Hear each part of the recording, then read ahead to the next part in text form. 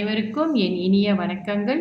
நேற்றைய பதிவில் நம்ம 5ஆம் பாவத்தில் சூரியன் இடம்பெற்றிருந்தால் அவர் என்ன மாதிரி பலன்கள் கொடுப்பார் என்று பார்த்தோம் அல்லவா? இன்று 6ஆம் பாவத்தில் சூரிய பகவான் இடம்பெற்றால் அவர் என்ன பலன்களை தருவார் என்று பார்ப்போம். பொதுவாகவே லக்னத்திற்கு 6ஆம் பாவம் என்பது ரோக சத்ருஸ்தானம் என்பார்கள்.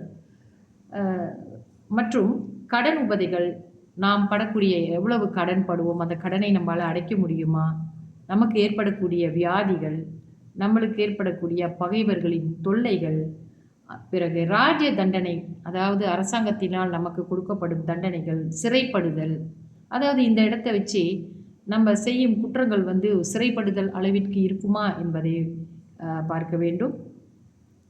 பிறகு விரோதங்கள், பிறருடன் நம்ம ஏற்படுத்தி கொள்ளும் விரோதங்கள், சண்டை சச்சரவுகள், பிறகு விஷ பீடைகள், நம்மளுடைய பொருட்கள் திருடு போகிறது ஆகியவை இந்த 6ஆம் இடத்தை வச்சு தான் நம்ம சொல்கிறோம். ரோக சத்ரு ஸ்தானத்தை பொறுத்து தான் சொல்கிறோம். அதிலே சூரிய பகவான் இடம்பெற்றிருந்தால் நம்மளுக்கு சத்ரு ஜெயம், அதாவது எதிரிகளை வெல்லக்கூடிய சக்தி, மனோபலம் நமக்கு இருக்கும்.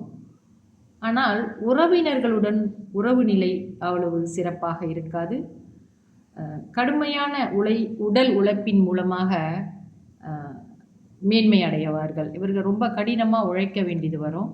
பண வசதி பெற வேண்டும் என்றால் கடன் கட்டுவதற்கு, இவர்கள் கடன் கட்டுவதற்கு இவர்களுக்கு மன உறுதி இருக்கும். இதன் மேற்கொண்டு இந்த நிலையை நம்ம நல்லா தெரிஞ்சுக்கணும் அப்படின்னு சொன்னாக்கா, அந்த இடத்தோடைய அதிபதியின் நிலை எப்படி இருக்குது அந்த ஜாதகத்தில், அதாவது இந்த ஸ்தானாதிபதி 6ஆம் பாவத்தின் அதிபதியின் சிறப்புகள் எப்படி இருக்குன்னு பார்த்துட்டு, பிறகு இந்த சூரியன் அங்கே இடம்பெற்றிருப்பதை எல்லாம் சேர்த்து பார்த்து தான் நம்ம பலன்களை தெரிந்து கொள்ள முடியும். இருந்தாலும் சூரியன் அங்கே இருந்தால் அவர்களுக்கு ஒரு சத்ரு ஜெயம் மிக்கவராக இருப்பார்கள், தைரியசாலியாக இருப்பார்கள். பொதுவாக சூரியன் 6ஆம் பாவத்தில் நன்மையை செய்கிறார்.